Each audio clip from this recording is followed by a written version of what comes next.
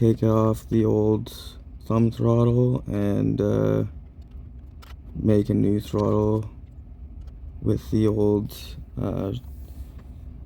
shift lever from the DS450, and then I plumb all the brakes to be all run off of the brake lever, and I mount that to the steering wheel. And so when you press the brake lever, it will engage all three brakes at the same time.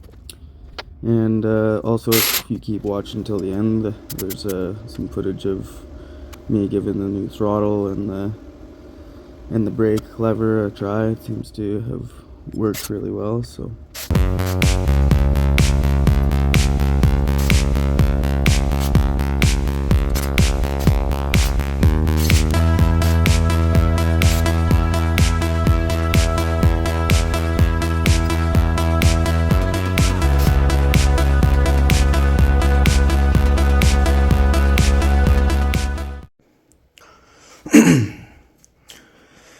So we working on the throttle here. Kind of want to try and use the shift lever. It's the original shift lever for the DS450. I was going to try and incorporate that into the throttle. So hopefully we can get it to work. Hopefully it doesn't look too weird either. But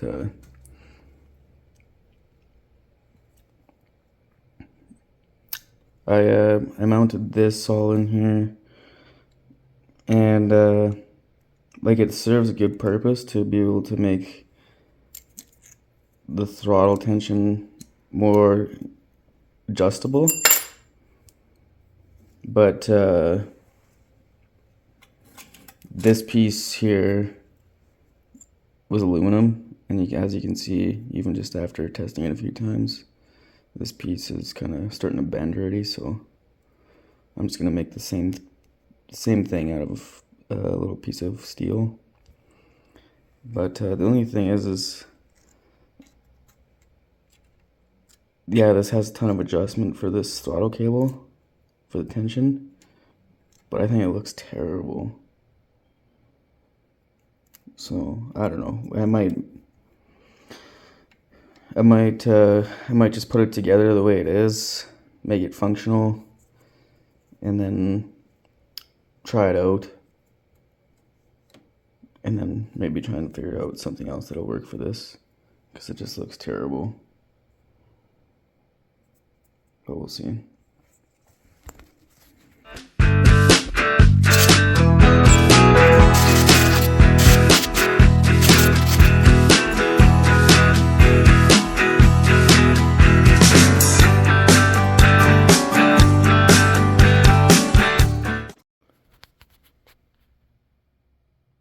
So this is how it turned out. I added this little brace here because even after I made this steel piece, it still flexed, and you could feel it. You could feel it when you pressed it all the way. It was flexing. But now that I tacked this little brace on and then put a nut on it, it's pretty strong, and it actually feels pretty decent here. And it's nice, you can kind of, if it works better, might be able to just press it up at the top here, or there's just a lot of area to control with, and it's like effortless. Whereas the other one, it was like here, and there was not a whole lot of leverage on that throttle, so it was hard to press. This has got a ton of leverage, so it's like effortless.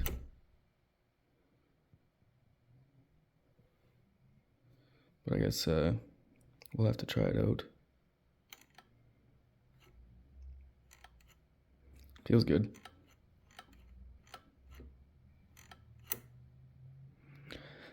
Kind of cool that I was able to use the old DS450 shifter.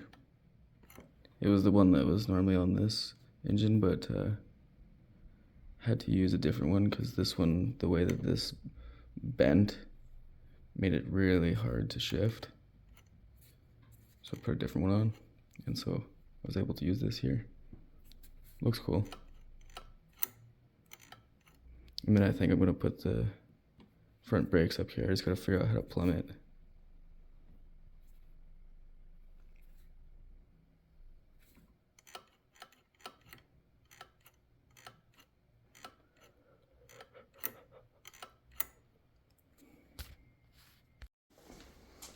Okay, so now throttle's pretty much all sorted out. I haven't really tested it. There's no way to test it until we take it out. Now I want to deal with the brakes. So I had we had this foot pedal for the back brake, and like it works, it'll stop it, it'll no problem, but just like where it sits, it's kind of like naturally where your heel would sit, and so it's a really awkward spot to have to nail on the brakes if you got into a tough spot. And so I'm not very confident in how that is. So what I want to do is take the front brake lever there and put it up on that spot on the steering wheel, and then we're gonna plumb all of the brake lines together. I got a T that we're gonna tee it all in together so that when you hit that lever being right here, it's gonna engage all three brakes there. But that's the idea anyways. I'm not actually sure if that's how it's gonna work, but I'm gonna try it out, and even if it doesn't, then I'm gonna keep it so that at least the rear brakes are on here, up on the top, and then I'll figure out something else for the front, because it needs to be a little bit more safer with the braking. Easier to press and a lot more reliable, so we'll see what we can do with that there.